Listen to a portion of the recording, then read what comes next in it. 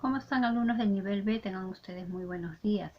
Vamos a iniciar hoy el tema número 11 y vamos a aprender un poquito más acerca de todo lo que está relacionado al texto. Y en esta oportunidad vamos a conocer cuáles son las propiedades que presenta un texto. No sin antes recordar que un texto es una composición ordenada de signos inscritos, ¿no? Dependiendo mucho del idioma. Es un sistema de escritura cuya lectura permite recobrar el sentido específico referido por el emisor. En este caso, captar el sentido que nos quiere dar a conocer quién, el autor, ¿cierto? Ahora, recordemos también que la palabra texto proviene del latín textus, que justamente significa un tejido o entrelazado de ideas. De modo que el origen mismo nos da la idea del texto como la capacidad que presenta para contener ideas entrelazadas, sin perder de lado, por supuesto, la coherencia. Entonces, conociendo todo esto, ¿cuáles son las propiedades que presenta un texto? Bueno, dentro de un texto, en primer lugar, vamos a encontrar lo que es la cohesión, ¿no? Es decir, que todas las partes que presenta un texto se encuentran unidas entre sí. Y esto va a depender mucho de la gramática y de los morfemas. También vemos que un texto presenta una coherencia. ¿Por qué? Porque se centra en un tema o un tópico el cual va a referirse, ¿no? No puede hablar de 2, 3 o 4 cosas. También presenta un significado, es decir, la idea o el conjunto de ideas sensibles y perceptibles que comunica algo, ¿no? En este caso tenemos la idea principal y las ideas secundarias. También presenta progresividad. ¿Por qué? Porque el conjunto de párrafos o el conjunto de oraciones permitirán el avance de la lectura hasta que se pueda captar el mensaje. Otra propiedad que tiene el texto es la intencionalidad, es decir, ¿cuál es el propósito que tiene el autor para poder comunicarnos algo? ¿No? Y ese propósito es el que nosotros tenemos que hallar. Generalmente se hace mediante la deducción o la inferencia, que ya lo hemos visto en la clase pasada. Y finalmente tenemos la adecuación, ¿no?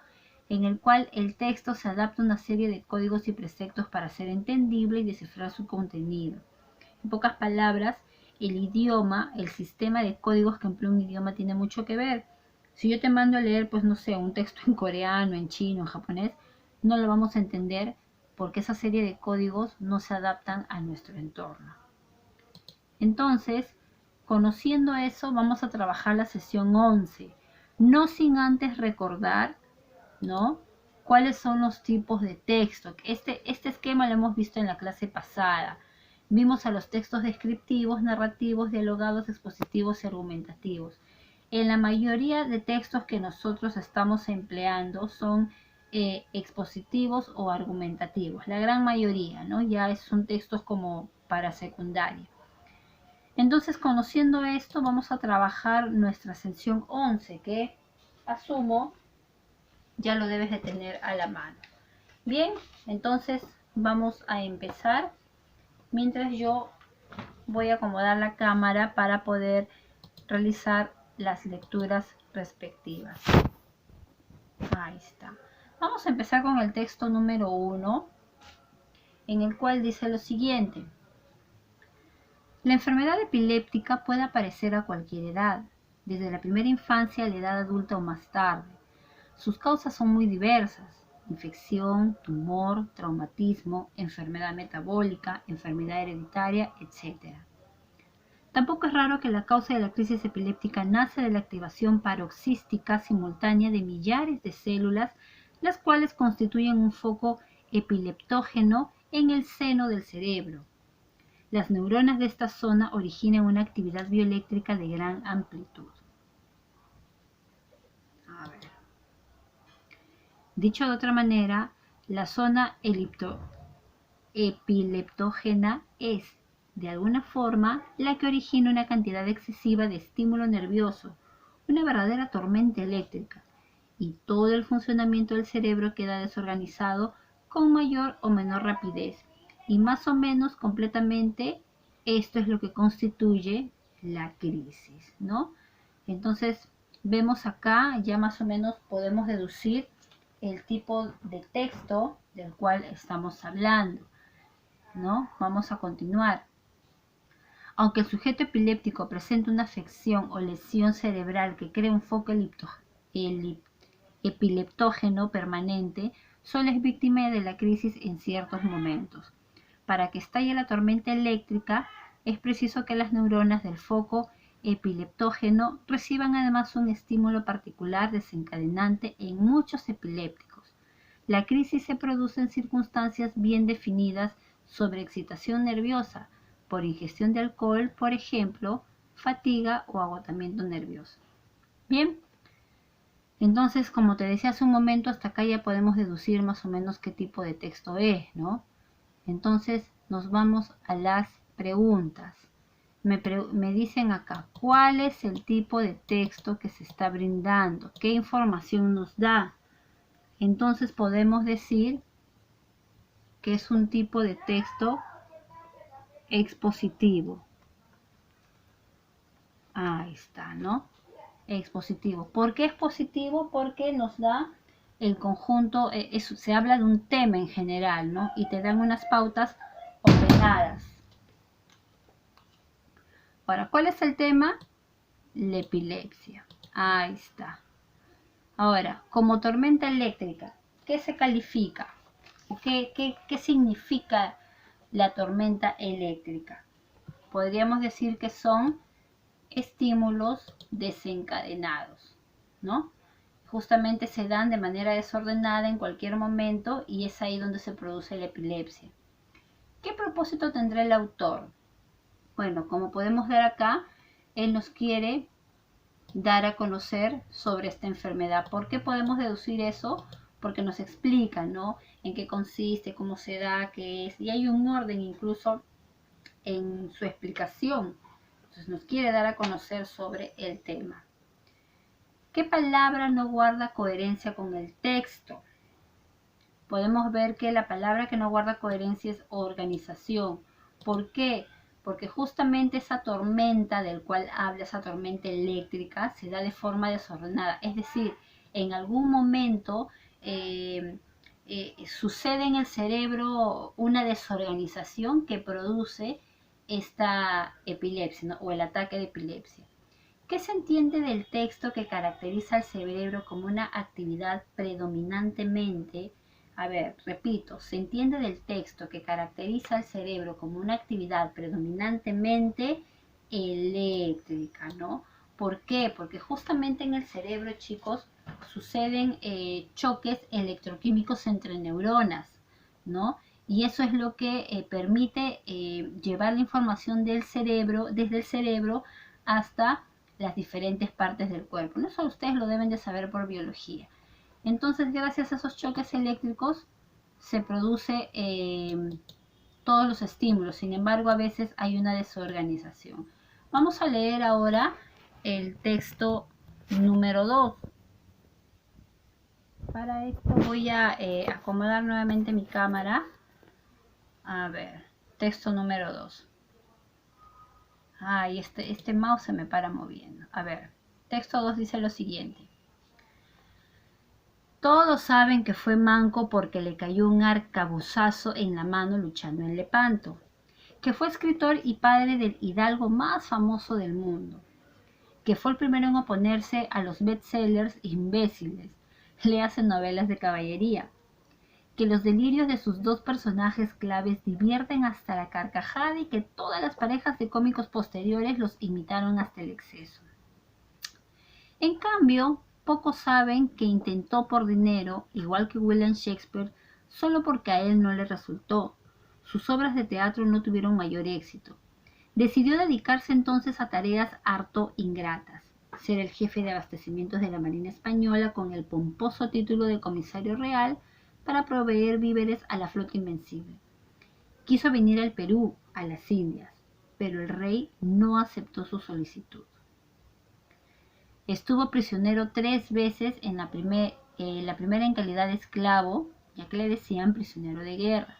Sus padres reunieron 3.000 pesetas para salvarlo de la mazmorra Moras, pero el Arraez Dalí Mamí, su dueño, no aceptó la limosna. Después de 5 años lo salvó una cura. Por último, después de errar miserablemente por los pueblos de Castilla, lograr conseguir el puesto de recaudador de impuestos en Granada, es acusado de fraude.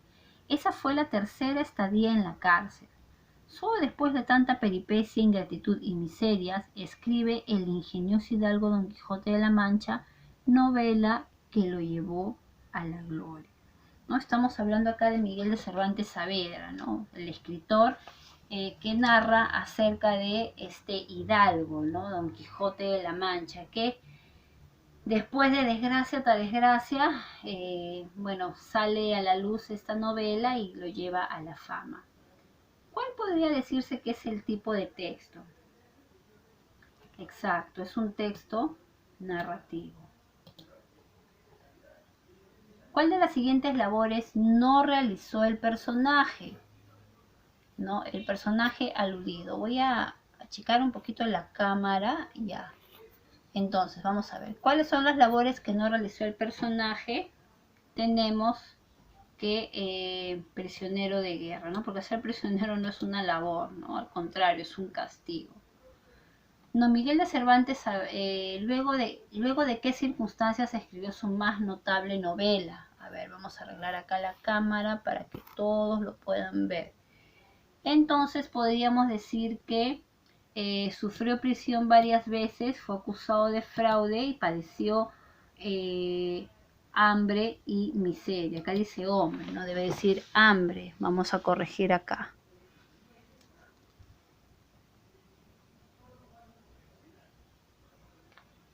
Ay, padeció hambre y miseria, ¿ya?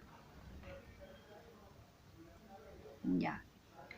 La vez pasada estaba viendo un video acerca de este personaje y sí, pues no, no, ¿cómo se llama este? Don Miguel de Cervantes Saavedra escribió esta obra, pero para ello dice que él, en la batalla de Lepanto, bueno, pierde la mano, luego es acusado de fraude, tuvo que huir de Viena, Italia, y en el transcurso de su viaje, unos piratas lo apresan, ¿no? Y él es sometido a la esclavitud. Bueno, después logra salir, ¿no? Luego pasa una segunda desgracia y una tercera hasta que finalmente ya, después de muchos sinsabores de la vida, él logra escribir esta famosa obra, ¿no?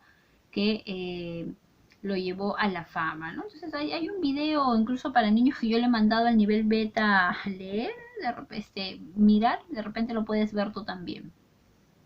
Vamos a ver el texto 3. ¿Ya? Vamos a leer el texto número 3. A ver, lo voy a agrandar un poquito para que pueda entrar a la cámara. Bien, entonces dice lo siguiente.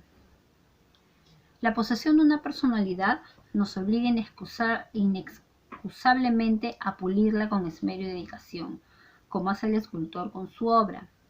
Huyamos del engolamiento, de la altanería que la afea.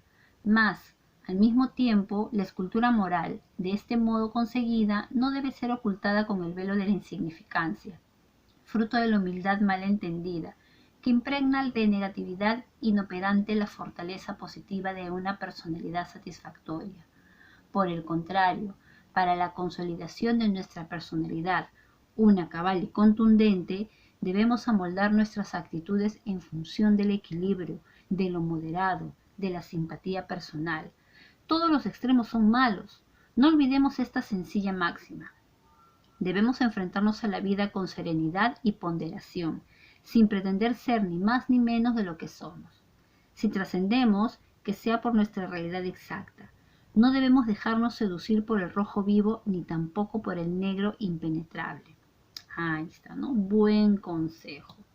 Entonces, ¿qué tipo de texto crees que es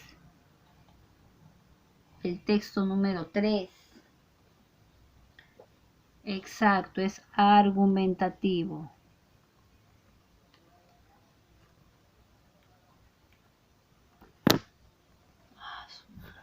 Se me cayó la cámara, argumentativo. Ya estoy en un espacio chiquitito, chicos. Si ustedes vieran, a las justas puedo mover mi mano. Y me he venido acá porque estoy grabando, son las 5 de la tarde, más o menos. Y como afuera mi hija está viendo sus dibujitos, todo eso se me hacen mucha bulla, me he tenido que encerrar acá. Entonces disculpen, ¿no? De cada rato se me cae la cámara porque estoy con el espacio de la justa. Bien, continuamos. Entonces estamos en el texto número 3. Dice, el hombre debe cultivar fundamentalmente, dice ahí, una sincera humildad, ¿no? De eso se trata, ser uno mismo, ¿ya?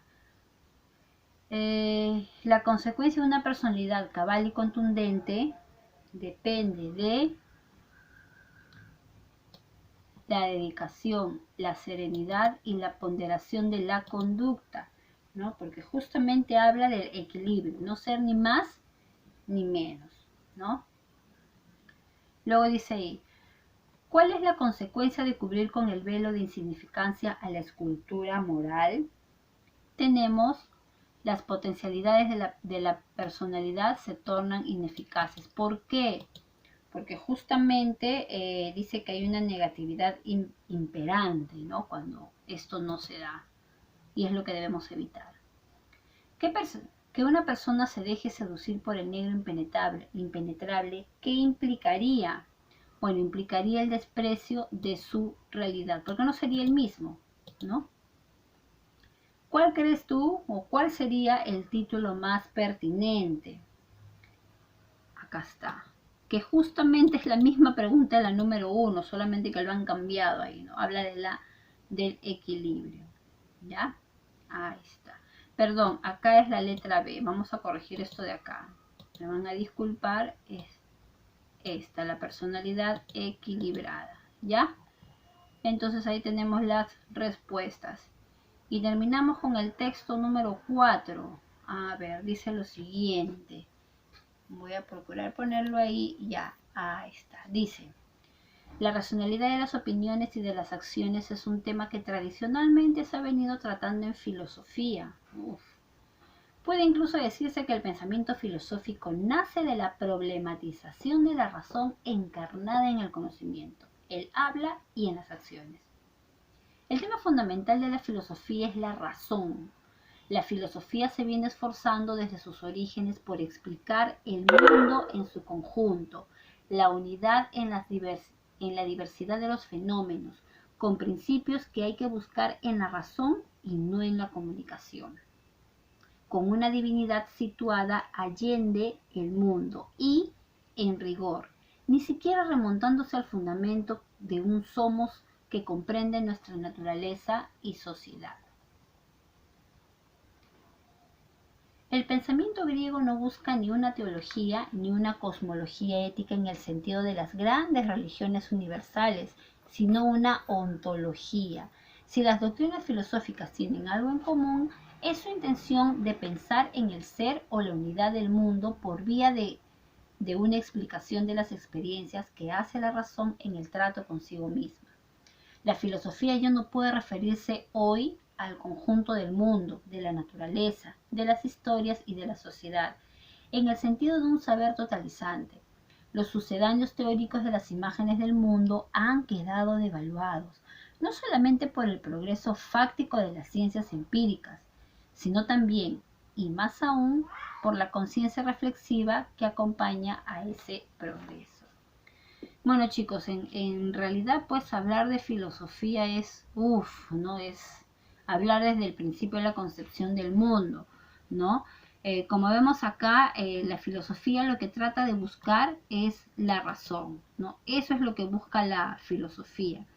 Pero con los diferentes cambios que que han acontecido en la historia de la humanidad, puede ser que estas razones varíen o cambien, ¿no? Y peor, pues como hay distintos puntos de vista, todavía, ¿no? Entonces, ¿qué tipo de texto podría presentarse en el texto número 4? Tenemos acá entonces, respondiendo, ¿es un texto de tipo dialogado? No. Descriptivo, tampoco, es expositivo. ¿Por qué? Porque está exponiendo un tema, está hablando acerca de la filosofía. ¿Cuál es la idea principal? La razón, ¿no? Buscar la razón. Eso lo hemos dicho hace un momento. Según el texto, el pensamiento filosófico problematiza. ¿A quién problematiza? A la ciencia, dice ahí, ¿no? La ciencia dice una cosa y la filosofía dice otra. ¿Cuál será el tema? Ah, es fácil, ¿no? La filosofía. A ver, ¿qué ha pasado acá? Vamos a... Ahí está. Acá también se me ha ido, ¿no?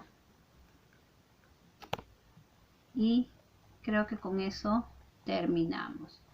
Bien, chicos, entonces lo que hemos hecho hoy día es simplemente recordar un poco el tema pasado. Ya hemos recordado cuáles son los tipos de texto y seguimos analizando, ¿no?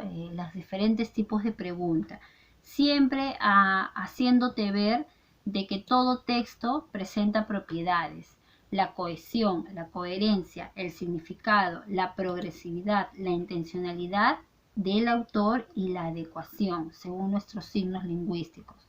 Entonces, chicos, vamos a continuar con los textos de acá hasta diciembre.